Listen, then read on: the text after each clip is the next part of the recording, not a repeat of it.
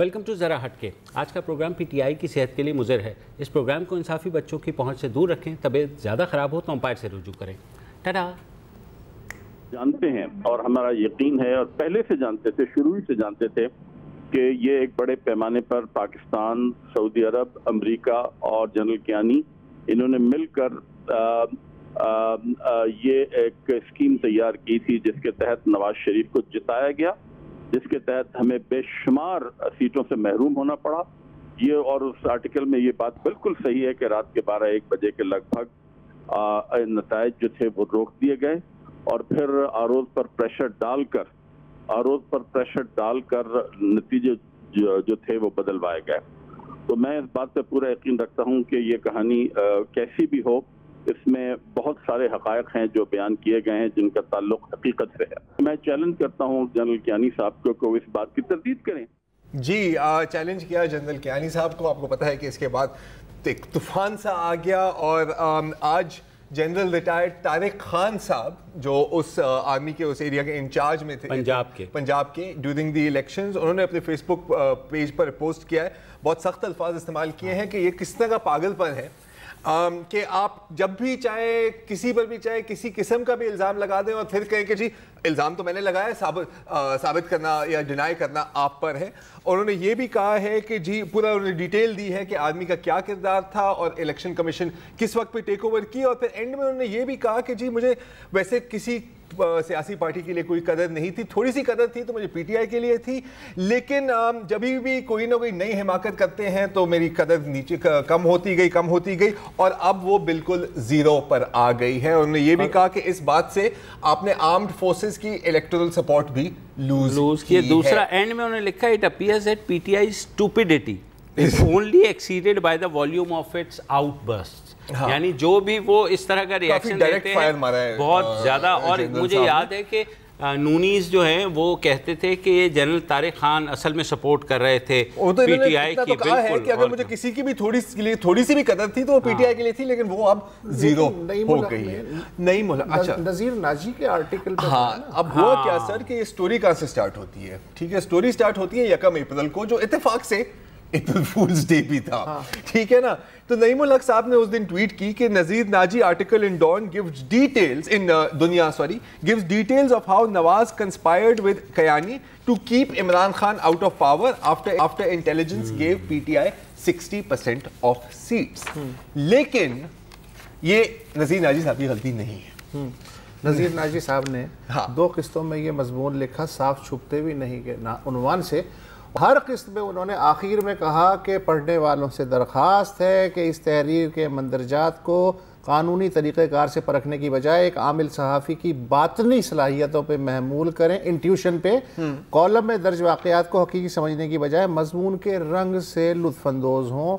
इदारा इत्तफाक से नईमुल हक की नज़र इस पे नहीं पड़ी, लिहाजा कॉलम में था कि पीटीआई 157 नशिस्तों पे जीत रही थी, लेकिन नताइज मुकम्मल हुए तो सिर्फ 40 के करीब सीटें बची। अच्छा, अब नजीर नाजी साहब ने ये डिस्क्लेमर तो लिख दिया, लेकिन ये नहीं लिखा कि, या कम से कम पहली किस्त में नहीं लिखा कि वो ये आइडिया उनके पास कहाँ से आया है। तो जो ये फसाद की जो जड़ है ना, नजीर नाजी साहब नहीं है, नईमुल हक नहीं है, पकड़ लिया है सर।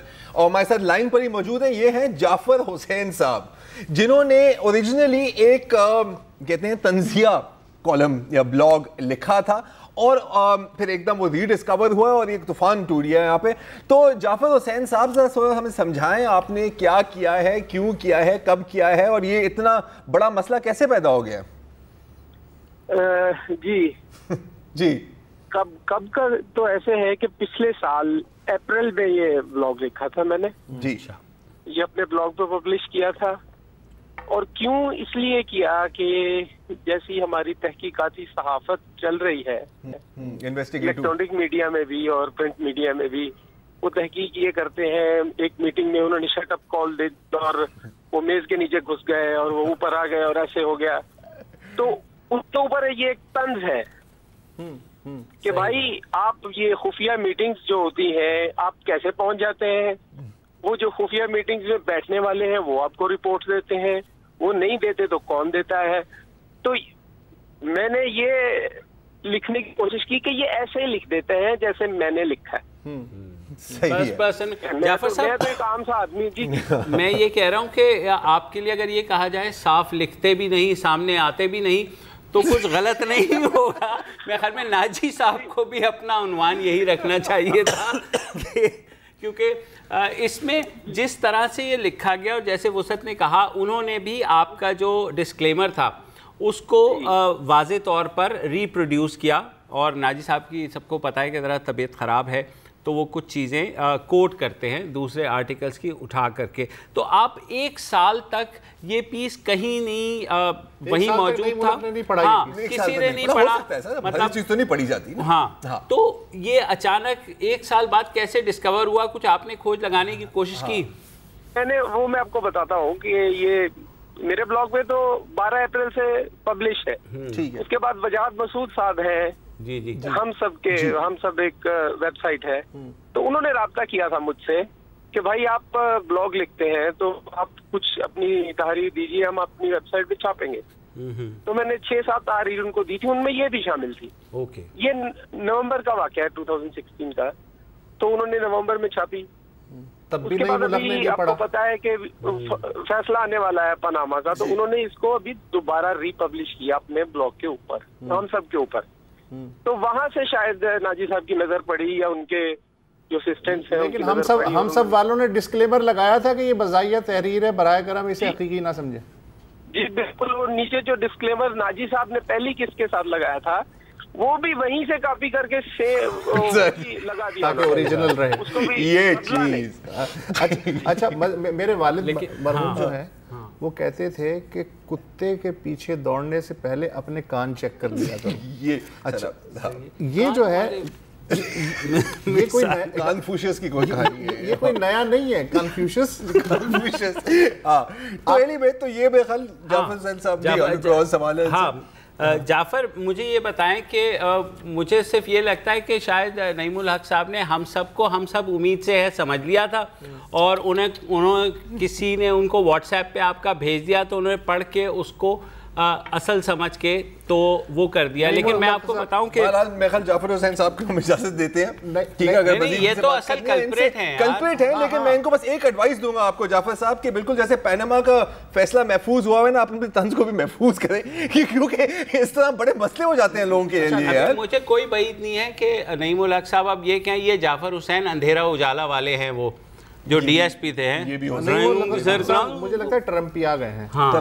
लेकिन सिर्फ वो तो नहीं ट्रम्प आते। अच्छा, ये रिवायत जो है ना, ये अब की थोड़ी ये पुरानी है। आपने सुना होगा 2013 के इलेक्शन के बाद 35 पंक्चर सुनने में तो आया। कायम मुकाम वजीर आला नजम सेठी ने जो है मुस्लिम लीग नून को फिक्स करने के लिए इलेक्शन फिक्स तो अभी तक कहते हैं।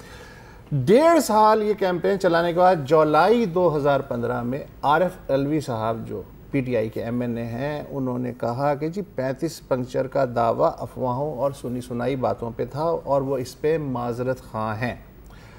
इमरान खान ने माजरत नहीं की, लेकिन उन्होंने कहा ये इल्ज़ाम पॉलिटिकल नेचर का था, सियासी बयान था। बिल्कुल ठीक है। लेकिन जहांगीर तरीन जो सेक्रेटरी जनरल थे वो अड़े हुए रहे और आज तक अड़े हुए। उन्होंने कहा कि हमें यकीन है कि इंतखाबात में 35 से ज़्यादा पंक्चर्स लगाए गए। आरिफ अलवी ने ज़ाती हैसियत में माजरत की है और पार्टी का इससे कोई लेना देना नहीं है।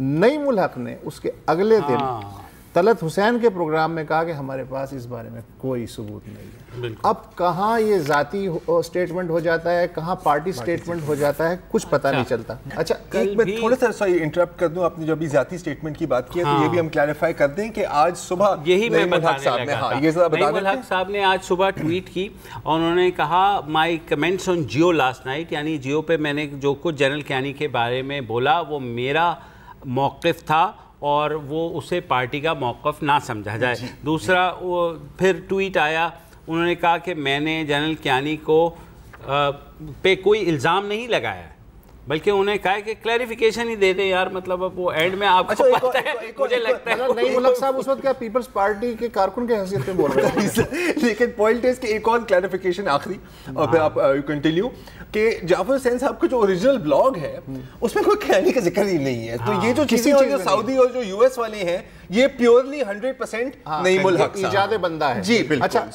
अच्छा, एक जो है मुझे वाकया याद आ रहा है कि आपको याद होगा कि लाहौर में पिछले साल अगस्त में عمران خان کی جو ہمشیرہ ہیں ڈاکٹر عظمیٰ خان، ان کے ساتھ ایک حادثہ ہوا تھا کہ وہ نماز جمعہ کے لیے جا رہے تھے تو ان کی گاڑی کو کسی پروٹوکول کی سرکاری گاڑی نے ٹکر مار دی. تو اس کے بعد انہوں نے کہا جی یہ مریم نواز کا جو ہے پروٹوکول تھا، جا رہا تھا اور یہ مریم کی گاڑی تھی جس نے ٹکر ماری. پھر مریم نے فوراً کہا جی میں تو اسلام آباد میں ہوں، میرا اس سے کیا لینا دینا ہے.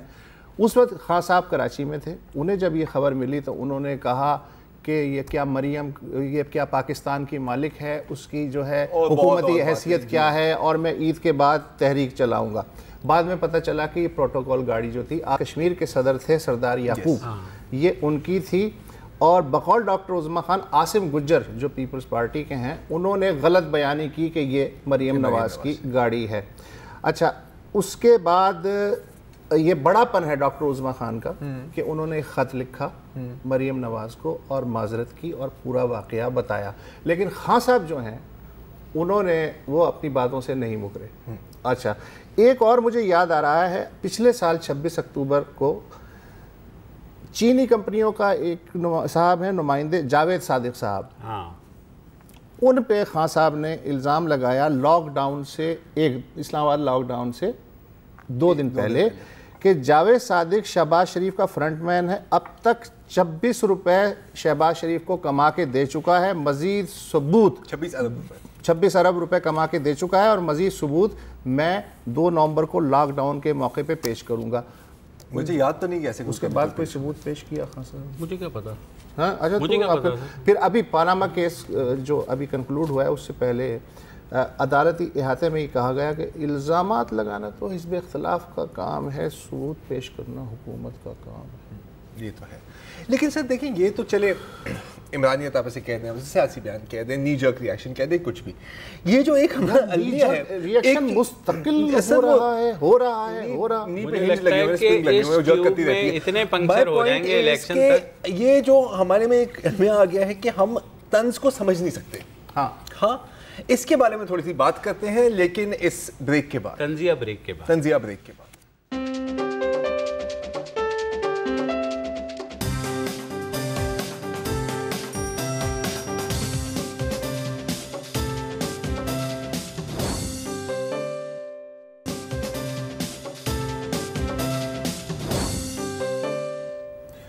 Welcome back. وقفے سے پہلے زرار کھوڑوں نے پوچھا تھا کہ آخر کیا وجہ ہے کہ اوپر سے نیچے تک ہم طنز اور مزاح کو سنجیدگی سے فرق کرنے میں اور اپریشیٹ کرنے کی صلاحیت سے محروم ہو چکے ہیں. میں آپ کے سوال کا تھوڑی دیر میں جواب دوں گا. تازہ واقعہ جو ہے وہ یہ ہے کہ 100 لفظوں کی کہانی آپ کو پتہ ہے ہمارے دوست مبشر علی زیدی جو ریگولر جنگ میں لکھتے ہیں، انہوں نے جناب کہانی لکھی. میں ایک بڑے پولیس افسر کے پاس بیٹھا تھا، ایک غریب شاعر وہاں آیا، میرا نام علی اکبر ناطق ہے، میرے بہنوئی نے میری بہن کا بیمہ کروایا، پھر اسے قتل کر دیا گیا. دیپال پور میں پرچہ درج ہوا لیکن اے ایس پی رشوت کھا کے کیس خراب کر رہا ہے. یہ سن کر بڑے افسر کو غصہ آ گیا، اے ایس پی کی اب خیر نہیں، آپ جائیں میں کچھ کرتا ہوں. ناطق چلا گیا. میں نے پوچھا آپ کیا کریں گے؟ بڑے افسر نے کہا اکیلے مال ہڑپ کرنے والے اے ایس پی سے اپنا حصہ وصول کروں گا. یہ تھی 100 لفظوں کی کہانی. کلیئر ہے. اچھا اس کا بعد ڈسٹرکٹ پولیس آفیسر ضلع اکاڑا کی جانب سے روزنامہ جنگ لاہور کو ایک چیتاونی خط لکھا گیا اور اس میں کہا گیا کہ السلام علیکم، 100 لفظوں کی اس جھوٹی کہانی میں جس اے ایس پی کو براہ راست کرپٹ قرار دیا گیا وہ پنجاب پولیس میں ایک نہایت دیانتدار اور فرض شناس پولیس افسر کے طور پہ جانا جاتا ہے، جبکہ قتل کے اس مقدمے کی تفتیش بذریعہ inspector Dilshad Ahmad incharge SIU عمل میں لائی گئی ہے. کہانی میں نام نہیں ہے. معلوم نہیں کہ روزنامہ جنگ جیسے ذمہ دار اخبار نے یک طرفہ طور پہ تصدیق کیے بغیر اتنی غیر ذمہ داری کا مظاہرہ کیوں کیا. 100 لفظوں کی اس جھوٹی اور من گھڑت سٹوری کی بابت تحقیقات کے بعد مذکورہ کالم نویس کے خلاف کارروائی کر کے دفتر حاضہ کو آگاہ کیا جائے. ہم قانونی کارروائی کا حق محفوظ رکھتے ہیں. ڈسٹرکٹ پولیس آفیسر ضلع اکاڑا. ایک مثال یہ. اچھا آپ کو یاد ہوگا کہ 2013 میں ہمارے جو ندیم فاروق پراچا ہیں جو ڈان میں سٹائر وغیرہ لکھتے ہیں، انہوں نے ایک کہانی چھاپی، ملالہ اصل کہانی ثبوتوں کے ساتھ.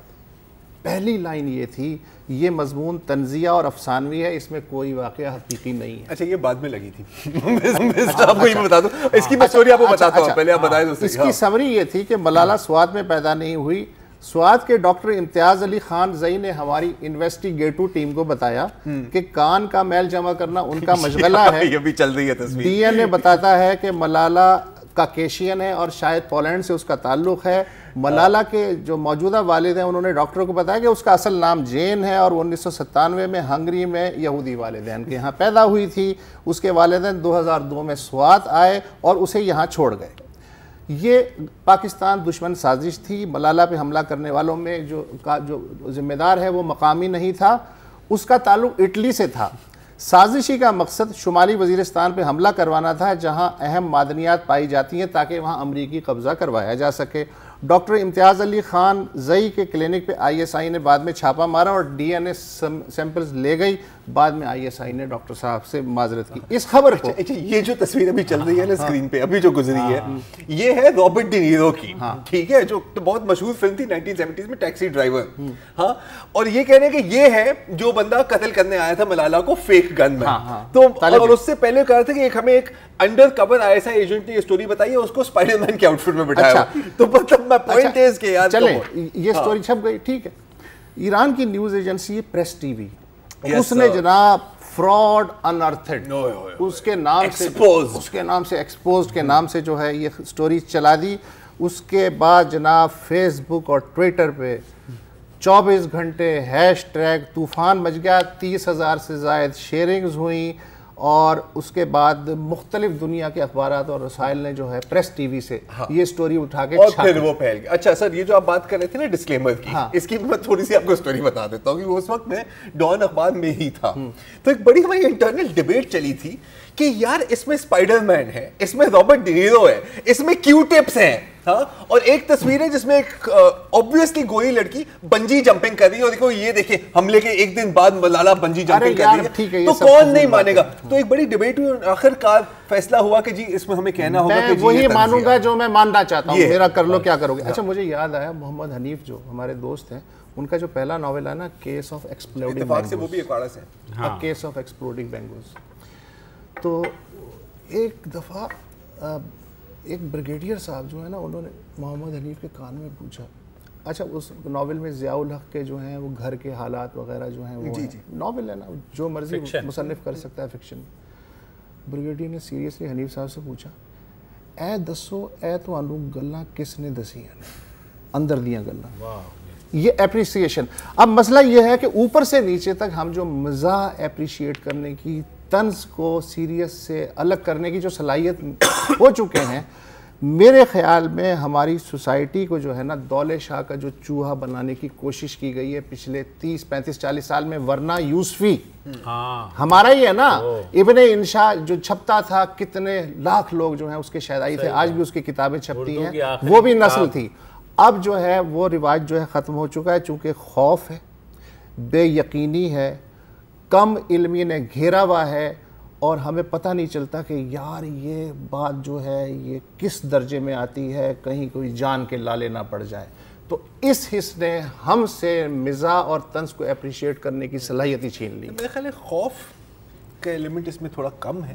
اس میں ہے کیا کہ ہم وہ چیز مانتے ہیں جو ہم ماننا چاہتے ہیں, ٹھیک ہے. اب جو لوگ پہلے سے جنہوں نے فیصلہ کر لیا تھا کہ جی یہ ملالہ والا سارا ڈرامہ ہے, ہاں, تو وہ یہ دیکھیں گے تو وہ تو ایک دم اس کے اوپر جھپٹ کہیں گے نا کہ یار یہ دیکھو وہ ڈان میں چھپا ہے یار, یہ لوگوں نے یہ کہا تھا کہ ڈان میں چھپا ہے. جو معاشرے میں ایک دوسرے کی بات سننے سمجھنے کی جو پیشنس لیول کم ہوا ہے, اب ہم, آپ نے دیکھا ہوگا اکثر بات کاٹ دیتے ہیں یا فوراً جواب دے دیتے ہیں. جی آپ کو کیا بات ہے, میں بتاتا ہوں. ایبسولوٹزم. یہ جو ہے نا, آپ بجائے آپ اپنے گراسپ کرنے کے اس چیز کو, اور اس کے بعد بولیں, آپ جو ہے فوراً کوشش کرتے ہیں کہ کوئی ری ایکشن دے دو. مسئلہ یہ کہ اس وقت تم جو بات کر رہے ہو میں سن نہیں رہا ہوں, میں اب اس تمہاری بات کا جواب سوچ رہا ہوں. آپ سمجھنے کے لیے نہیں سن رہے, آپ ریسپونڈ کرنے کے لیے. تو پھر نہیں منافی ہوگا بھائی کہ کوئی ایک بات کرو میں اس کو پکڑتا ہوں, اس پہ یہی ہے.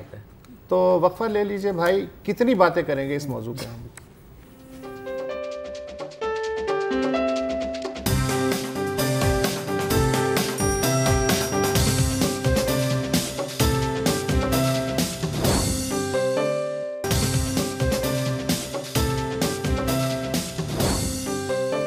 Welcome back. ہفتے کے روز سرگودا کے مضافات میں ایک بہت ہی خوفناک میس مرڈر کا کیس ہمارے سامنے آیا ہے جو پھر اتوار کے روز میڈیا میں رپورٹ بھی ہوا. اس میں ایسا ہوا ہے کہ ایک مقامی مزار کے گدی نشین عبد الوحید جن کی عمر 50 سال ہے, انہوں نے اپنے 20 مریدوں کا قتل کیا لاٹھیوں سے اور چھرے چاقوؤں سے.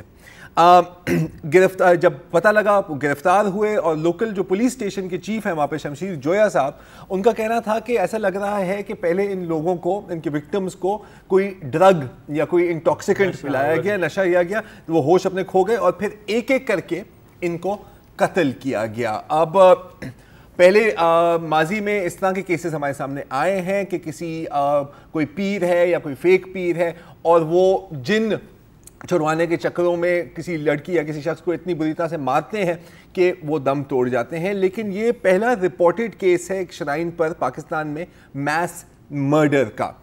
اب اس میں بھی ابھی تک 100% کلیئر نہیں ہے کہ کیا موٹیویشن تھی. پولیس چیف کا کہنا ہے کہ ہو سکتا ہے کہ گدی کے اوپر کوئی ان کی کوئی لڑائی تھی, زمین کا مسئلہ تھا. ایک مرنے والا شخص ہے وہ جو ان صاحب کا گدی نشین کے پیر تھے, ان کا بیٹا تھا. کہا یہ جاتا ہے کہ دونوں کے درمیان کوئی تنازع تھا اور انہوں نے پھر ان سب کو بلایا, ان کے اور ان کے کلوز مریدین کو قتل کیا. لیکن پولیس چیف کا یہ بھی کہنا ہے کہ جو یہ عبد الوحید صاحب ہیں یہ پیرانوئڈ اور سائیکوٹک بھی دکھتے ہیں. تو پہلے ذرا آپ ایک کلپ دیکھ لیں عبد الوحید کا, جب سطح میں ہیں تو وہ کس طرح کی باتیں کر رہے ہیں جب ان سے پوچھا گیا کہ انہوں نے ان لوگوں کو کیوں قتل کیا. پھر میں نے ایک ایک کو پھینک کے ایک ڈنڈا ہی کافی ہوتا تھا, بڑا سا ڈنڈا پھٹ جاتا اوپر پھینک دو, پھر پھینک دو اوپر سے کچھ تو میں نے ادھر ہی مارے, کچھ میں نے ادھر سے پھینک دیا. اور بھی کسی نے ان کو مارنے میں اور بھی کسی نے آپ کی مدد کی ہے؟ سر یہ بچہ تھا, میں اگر باہر تھا تو میں مارتا تھا, بچہ پھینک دیتا تھا, ایک دو ڈنڈے مار کے بعد پھینک دیتا تھا, یہ ڈرائیور لے جاتا تھا. اچھا, مقامی لوگوں کا کہنا ہے کہ اکثر ان کا ایک یہ طریقہ ہوتا تھا کہ جو ان کے پاس آتے تھے علاج کے لیے یا کسی دعا یا منت کے لیے, تو ان کا طریقہ کار یہی ہوتا تھا کہ وہ لاٹھیوں کے ساتھ ان کو شدید مارتے تھے, شدید تشدد کرتے تھے. لیکن لوگ پھر بھی آتے رہے اور کبھی کبھی تو یہ ان کے کپڑے اتار کر ان کو باقاعدہ جلاتے بھی تھے. لیکن بہرحال اگین لوگ اس سے کیا یہ جہالت ہے یا کمزور اعتقاد ہے, اب اس میں دیکھو دو تین چیزیں ہیں. ایک تو پہلے ابھی سما ٹی وی نے ان کا ایک اور کلپ کیپچر کیا ہے جب پولیس ان کو لے جا رہے تھے پیشی کے لیے, تو ان سے پوچھا گیا, تو یہ سن لیں کہ عبد الوحید نے وہاں کیا کہا. وہ میرے بیٹے تھے, اللہ کے لیے قربان کیے. اللہ کے لیے قربان کیے ان کو, کیوں قتل کیا ان کو؟ بیٹے تھے, میرے بیٹے تھے, میں نے اللہ کے لیے قربان کیے. میرے بیٹے تھے, میں نے اللہ کے لیے قربان کیے. اچھا, اب یہ ایک ہمارے ایک مسئلہ ہوتا ہے کہ ہم کہتے ہیں کہ یا تو اگر وہ سائیکو ہے تو وہ اپنی ڈیلی لائف میں کیسے نارمل ہو سکتا ہے, اس لیے کہ یہ تو سرکاری ملازم بھی تھا, الیکشن کمیشن کا, وہاں تو بالکل نارمل اپنے آپ کو اپنا نارمل. اور اکثر ایسا ہوتا ہے اور اس طرح کی بھی بہت مثالیں ہیں, اس پر بھی میں آتا ہوں. لیکن اس میں جو مجھے جو فیلنگ آ رہی ہے نا, وہ ایک کلٹ قسم کی فیلنگ بھی آ رہی ہے. اور کلٹ کیوں؟ کیونکہ دیکھیں یہ روایتی لوگوں پہ تشدد کرتا تھا لیکن لوگ پھر بھی آتے تھے, سب کو پتا بھی تھا.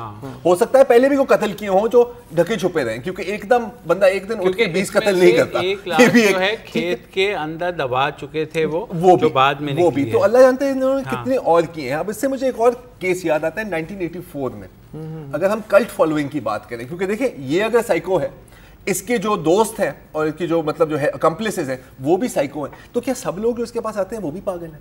لوگ فالو کیسے کرتے ہیں ایسے لوگوں کو؟ تو 1984 میں آپ کو ہاکس بے کا کیس شاید یاد ہو, صندوق کیس, اور اس میں ایک لڑکی تھی میرے خیال 14-15 سال کی, نسرین فاطمہ, ٹھیک ہے, اور وہ کہتی تھی, ان کا دعویٰ تھا کہ مجھے خوابوں میں امام مہدی آتے ہیں اور امام مہدی نے مجھے کہا ہے کہ تم جاؤ سمندر اور وہاں پر اپنے مریدوں کو تم صندوقوں میں اپنے خاندان کو, صرف خاندان نہیں گئے تھے, تقریباً 28 لوگ ضلع چکوال سے آئے تھے, ٹھیک ہے, 2-3 فیملیز تھیں, اور آپ اور ان کے والد صاحب نے ان کو فلی سپورٹ بھی کیا. بائی دی وے, آپ ان صندوقوں میں بیٹھو, صندوقوں کو تالا لگائیں گے اور سمندر ہٹ جائے گا اور آپ پیدل بصرہ پہنچ جائیں گے اور پھر وہاں سے آپ کربلا جائیں گے. تو سارے 28 لوگوں نے ان کی بات مانی, وہ بیٹھے صندوقوں میں, تالا بھی لگا اور پھر ان صندوقوں کو پانی میں ڈال دیا اور ظاہر ہے کہ سب ڈوب گئے, نسرین فاطمہ بھی ساتھ ڈوب گئی. اچھا, اب کلٹس کا جو فینومینون ہے یہ گلوبل فینومینون ہے, تو اس کی جو سب سے جو خوف مثال ہے وہ ہے جونز ٹاؤن. آپ نے جونز ٹاؤن کا سنا ہوگا, گیانا میں 1978. ایک تھے ریورنڈ جم جونز, ٹھیک ہے, اور ان دنوں میں امریکہ میں یہ بہت ریلیجس کلٹس کا بھی ایک فیشن شروع ہو گیا تھا. تو انہوں نے کہا کہ ہم ایک جنت بنائیں گے زمین پر, اور امریکہ میں ہم نہیں بنا سکتے, تو جنوبی امریکہ کے ملک گیانا میں گئے. وہاں پر ایک باقاعدہ ایک کمپاؤنڈ بنایا اور کہ بھائی سب لوگ یہاں آئیں اور یہاں پر ہم ہیون آن ارتھ بنائیں گے, یوٹوپیا بنائیں گے. لیکن پھر میڈیا کے ذریعے خبریں آتی رہیں کہ بھئی وہاں پہ تشدد ہو رہا ہے, وہاں پہ فائنینشیل سکیمز بھی ہو رہے ہیں, کیونکہ وہ ان لوگوں کے پیسے بھی لے لیتے تھے. تو سائیکو بھی ہے ایک جگہ, لیکن پریکٹیکل سائیکو بھی ہے, ٹھیک ہے. پھر کیا ہوا کہ آخرکار جب اتھارٹیز وہاں پر ریڈ کرنے گئیں تو ان کے جو سارے فالوورز تھے انہوں نے اپنے آپ, مطلب کسی نے ان کو مجبور نہیں کیا ہوگا تو 2-3 لوگوں کو مجبور کیا ہوا ہے, زہر پیا اور 918 لوگ وہاں پر مرے ہوئے. میرا خیال ہے ہسٹری کا سب سے بڑا اس طرح اٹ از ہسٹری کا سب سے بڑا, آئی مین اس طرح کے اور بھی بہت. اچھا, مجھے ویکو ٹیکسس والا جو واقعہ ہے, ویکو ٹیکسس والا تھوڑا ڈفرینٹ ہے کیونکہ انہوں نے خود کچھ نہیں کیا تھا, وہ bureau of alcohol tobacco and firearms اس پہ فائرنگ کی تھی, وہاں پر آگ لگ گئی تھی. لیکن وہ بھی کلٹ تھی نا, وہ بھی کلٹ تھا سر. لیکن اگر آپ ویکو کی بات کریں تو میں آپ کو ایک اور کلٹ کے بارے میں بتاتا ہوں. یہ یوگینڈا میں تھا, movement for the restoration of the 10 commandments. Okay, آپ کو پتا ہے سن 2000 میں اکثر لوگ کہہ رہے تھے کہ دنیا تباہ ہونے والی ہے, ختم ہونے والی ہے, رائٹ. ان کا بھی یہی بلیف تھا کہ 1 جنوری 2000 کو دنیا ختم ہو جائے گی. بس ظاہر ہے ایسا نہیں ہوا, ہم ابھی تک یہیں بیٹھے ہوئے ہیں. تو ان لوگوں نے ایک بڑا ایک فنکشن کیا تھا کہ آج دنیا تباہ ہو جائے گی, نہیں ہوئی. پھر انہوں نے کہا کہ نہیں, وہ اصل میں ہمارا حساب غلط ہو گیا تھا, 17 مارچ 2000 کو دنیا تباہ ہو جائے گی. اور آپ آئے ہماری چرچ میں سب لوگ آئے, کوئی تقریباً 200-250 لوگ. وہاں پر ایک دھماکہ ہوا, آگ لگی اور وہ سب مر گئے. پہلے لوگ سمجھتے تھے کہ ایکسیڈنٹ ہے, لیکن پھر پتہ لگا کہ یہ جان بوجھ کے لگائی گئی. پھر لوگوں نے سمجھا کہ یہ خودکشی کی ہے ان سب نے, لیکن جب آٹوپسی ہوئی تو پتہ لگا کہ کچھ لوگوں کو چھرا بھی مارا گیا تھا, کچھ لوگوں کو گولی بھی ماری گئی تھی. تو یہ کلٹ لیڈرز اپنے آپ کو کور کرنے کے لیے کچھ بھی کر سکتے ہیں. ایک اور اس طرح کا تھا 1970s میں, 1997 میں ایک کیس ہوا تھا ہیونز گیٹ کا, اور یہ سب کوئی 50-60 لوگ تھے, وہ ویب ڈیولپمنٹ کرتے تھے, آن لائن ویب ڈیولپمنٹ کرتے تھے, پڑھے لکھے لوگ تھے, سب پڑھے لکھے لوگ. لیکن ان کی بلیف یہ تھی کہ 1997 26 مارچ 1997 کو ایک اڑن تشریح آئے گی دنیا کے اوپر اور وہ ہمیں جنت لے جائے گی, لیکن ہم اس جسم میں جنت نہیں جا سکتے, تو ہمیں خودکشی کرنی ہوگی اور ہماری روح جنت جائے گی. تو یہی ہوا کہ پورے کے پورے 40 ممبرز نے اپنے آپ کو قتل کر لیا. 16 ٹیمپل کلٹ بھی تھا ایک فرانس میں, وہاں پر بھی ایسا ہی تھا کہ پہلے وہ جا کے ایک بچے کو انہوں نے قتل کیا ووڈن سٹیک کے ساتھ کہ یہ دجال پیدا ہو گیا ہے, اور پھر یورپ کے ڈفرینٹ علاقوں میں مزید مرڈرز کی, اور پھر میس سویسائڈ بھی. یورپین ہسٹری میں بھی ہے کہ وہ جادوگرنی قرار دے کر کے مارتے تھے. ایک کیا اس کی ایک شکل یہ بھی ہو سکتی ہے کہ ایک تو یہ ہے نا کہ جو کلٹ لیڈر ہے اس نے قتل کر دیا, ایک یہ ہے کہ کلٹ لیڈر آپ کو اتنا برین واش کر دے کہ آپ جگہ جگہ جا کے حملے کریں یا اس کی کمانڈ جو ہے وہ فالو کریں اور اس کے مقاصد پورے کریں. سر اوم شنریکیو یاد ہے آپ کو, جاپان میں ایک کلٹ تھا. ہاں, ان کا ایک وہ اندھا تھا, ایک کانا تھا وہ, اور اس کے فالوورز نے ٹوکیو سب وے اسٹیشن پر سیرن نرو گیس کا اٹیک بھی کیا تھا.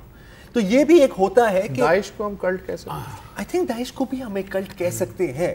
اور دوسری بات یہ ہے نا کہ ابھی ہم نے پہلے بات کی تھی اس لیے کہ ان کو ایک خاص فریم ورک میں تیار کیا جاتا ہے. یس, اور دیکھیں اگر آپ سائیکو ہیں فرض کریں نا, اگر آپ کو پسند ہے, اور دیکھو یہ بندہ تو یہ جو عبدل ہیں وحید, یہ تو ایک سیڈسٹ بھی تھا نا, اس کو مزہ آتا تھا لوگوں کو مارنے میں, تشدد کرنے میں. اگر آپ سائیکو ہیں اور آپ سیڈسٹ ہیں آج کل, اور آپ مشرق وسطیٰ میں ہیں, آپ سے داعش میں نوکری سے بہتر آپ کو کوئی کام مل سکتا ہے. مطلب پنجرے میں بند کرنا اور پیٹرول سے جلا دینا, تو یہ یا 10 منزلیں عمارت سے نیچے پھینک دینا عام بندہ تو نہیں کر سکتا نا. اور ہو سکتا, لیکن اب سارے کے سارے تو پاگل نہیں ہیں. تو اگین ان کی برین واشنگ ایسی ہوئی ہے کہ یہ ان کے لیے اب نارمل ہے, آپ ان کے لیے سائیکو ہیں. بلکہ مجھے یاد آ رہا ہے لیبیا کے ساحل پہ ایک تصویر ہے کہ 20 کے قریب لوگ جو ہیں نیل ڈاؤن ہیں, اورنج لباس پہنے ہوئے ہیں, اور پیچھے جو ہیں وہ ہڈ پہنے ہوئے لوگ کھڑے ہوئے ہیں, خنجر سے انہوں نے ایک ساتھ. جی ہاں, اب یہ بھی تو خیر میس کلٹ ایکٹیویٹی ہے. مجھے یہ بتائیں نا کہ یہ تو ٹھیک ہے کلٹس اپنی جگہ ہو گئے, مزاروں کے اوپر جو یہ ہوتا ہے سارا کچھ, تو اس کا کچھ ہو سکتا ہے یا نہیں ہو سکتا؟ اس کا کچھ نہیں ہو سکتا. اس کی وجہ یہ ہے کہ اس ملک میں اگر مجھے کوئی مسئلہ ہے نفسیاتی طور پہ، میں کس کے پاس جاؤں؟ یہ چیز 18 سے 20 کروڑ کی آبادی ہے اور اس ملک میں کوالیفائڈ جو فیسلٹی ہے سائیکولوجی کی یا سائیکیٹری کی وہ شاید 10-12 بڑے ہسپتالوں میں ہوگی. 750 سے زیادہ چھوٹے بڑے سائیکیٹرسٹ یا سائیکولوجسٹ نہیں ہیں اس ملک میں. تو یہ باقی جو چیزیں وہ پھر ایکسپلائٹ کرنے والے وہاں موجود ہیں، ان کو سہارا چاہیے. بعض لوگ پھر اس کو اس طرح ہیپناٹائز کر لیتے ہیں کہ اس کے نتیجے میں اس طرح کے المناک واقعات جنم لیتے ہیں. اور اس میں ایک اور بات بھی یہی ہے نا کہ اتنا ایک ٹیبو ہے ذہنی مرض پر کہ لوگ یہ زیادہ آسان سمجھتے ہیں کہنا کہ جی اس پر جن چڑھ گیا ہے، بجائے اس کے کہ اس پر کوئی ذہنی دباؤ ہے یا یہ مینٹلی. حالانکہ 90% آج کے دور میں 90% جو ذہنی بیماریاں ان کا علاج ممکن ہے. پہلے ایسا نہیں ہوتا تھا، لیکن لوگوں کو یا خبر نہیں ہے یا وہ یقین نہیں کرتے، یا اگر یقین کرتے بھی ہیں تو ان کو کوئی اچھا سائیکیٹرسٹ نہیں ملتا. ابھی مجھے ہمارے یہیں پہ ٹرانسپورٹ سیکشن میں ہوتے ہیں وہ صاحب، وہ گئے تھے ٹھٹا. انہوں نے مجھے بتایا کہ 3 بابا ہیں وہاں، ایک جلالی بابا ہیں، ایک مسکین بابا ہیں، اور وہ بالکل تھوڑے تھوڑے فاصلے پہ، اور وہ یہ کرتے ہیں کہ جی عورتوں اور بچوں کو جن پر ان کے گھر والوں کو شک ہوتا ہے کہ ان پہ جن آیا ہوا ہے، تو ان کو وہ گرمی میں قلع بازیاں کھلواتے ہیں وہاں، سمر سالٹس، اور بچوں کو بھی. اور وہ کہتے ہیں کہ جناب یہ ان کو سمر سالٹ وہ کریں، اور اس کے بعد وہ جب بے حال ہو کے گر جاتے ہیں تو وہ انہیں کہتے ہیں کہ یہ دیکھیں اب یہاں سے ہم اس کا جن نکالیں گے. تو یہ چیزیں ہمیں لوگوں کو دیکھنی چاہیے کہ بھئی ایبٹ آباد کی چھڑی بابا یاد آ رہے ہیں جنہیں ہیلی کاپٹر کی سیر کروائی گئی تھی. ایک بریک لے لیجیے.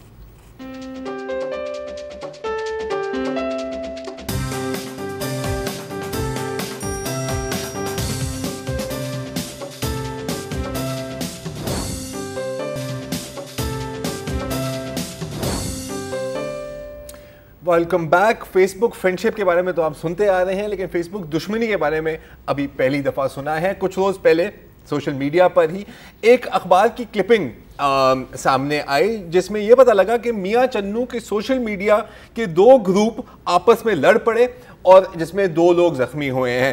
اس میں اس رپورٹ کے مطابق ایک گروپ کا نام ہے 555 گروپ اور دوسرے کا نام ہے 786 گروپ. 786 جی ہاں، بسم اللہ گروپ آپ کہہ سکتے ہیں، اور جن کے فیس بک پر کافی پھڈے چلتے رہتے تھے، اور آخرکار وہ دونوں تنگ آ گئے تو لوکل بائی پاس کے نزدیک وہ ملے. دونوں گروپ اسلحہ لائے اور تبادلہ فائرنگ بھی ہوئی اور 2 لوگ زخمی بھی ہو گئے. تبادلہ خیالات ہوا، یہ بھی ہوا. آپ اب یہ بھی سمجھ سکتے ہیں، کسی نے لائک کیا، کسی نے پوک کیا. میں وہی کہہ رہا تھا کہ پوک بٹن ویسے دبا دے ایک دوسرے کو کر کے کیا، لیکن وہ اس سے بندہ مرتا نہیں ہے نا. کیا ہوا پھر؟ تو پھر یہ نیو نیٹ ورک پر بھی یہ خبر آئی ہے. میں آپ کو یہ بتاتا چلوں کہ اس کی ہم تصدیق نہیں کر سکے ہیں اب تک. کچھ فیس بک پوسٹ بھی ہیں جیسے یہ والی، لیکن یہ ہم آپ کو دکھا نہیں رہے کیونکہ اگین اس کی بھی ہم تصدیق نہیں کر سکے.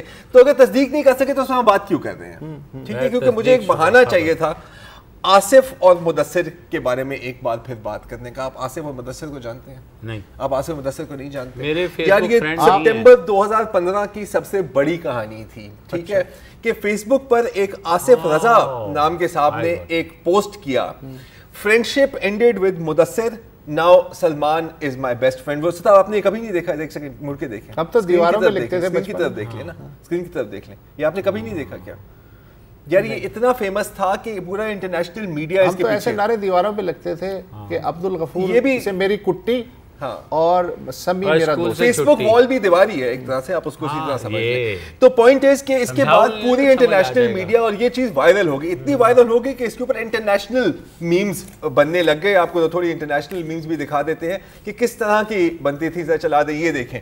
Friendship ended with Hillary, now Donald is my best friend. آپ دیکھیں وہاں پہ کٹ آؤٹ کیا ہوا ہے. Friendship ended with B B Netanyahu, now Iran is my best friend کٹی. یہ ایک تھوڑی سی اب پاکستان سینٹرک آ گئی ہے. Friendship ended with U S A, now China is my best friend. اور نیچے دیکھو جھنڈا کاٹ دیا ہے امریکہ کا جو یار ہے. اور یہ سر آپ کو پسند آئے گی، friendship ended with Trotsky, now Stalin is my best friend.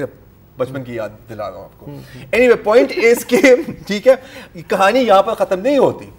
پھر آخرکار آصف اور مدثر کی صلح بھی ہو گئی. تو اس کے اوپر آصف نے ایک اور فیس بک پوسٹ کی, وہ بھی آپ کو دکھا دیتے ہیں کہ اب ہم سب دوست ہو گئے ہیں.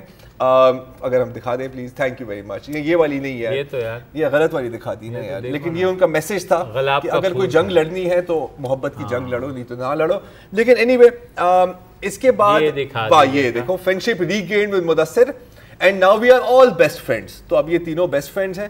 اور یہ اتنا پاپولر ہو گیا تھا کہ وائس میگزین نے باقاعدہ اس کا اسکائپ پر انٹرویو کیا کہ سر یہ کیا ہوا اور اب آپ سب دوست بن گئے ہیں and so on and so forth. moral of the story ہے ہی نہیں سر, not all stories have a moral. لیکن میں آپ کو ایک اور سٹوری بتا دیتا ہوں, شاید آپ اس کو اپروو کریں. وہ یہ ہے کہ دیکھیں, دوست وہ ہوتا ہے جو آپ کی ہر خوشی میں شریک ہو. دوست ہوتا نہیں, ہر ہاتھ ملانے والا. جیسے بھی چاہے بڑی خوشی ہو یا چھوٹی خوشی ہو. اور اس کی ایک بہت ہی بہترین مثال ہمارے سامنے آئی ہے اگلے روز کہ ایک شخص نے ایک اخبار میں باقاعدہ ایڈ دیا ہے کہ ہم حافظ وقاص مزمل کو آئی فون 7 پلس خریدنے پر دل کی اتھا گہرائیوں سے مبارکباد دیتے ہیں, اور باقاعدہ وہاں پر ایک لٹی بھی ہوئی ہے. بس اتنی بات یار.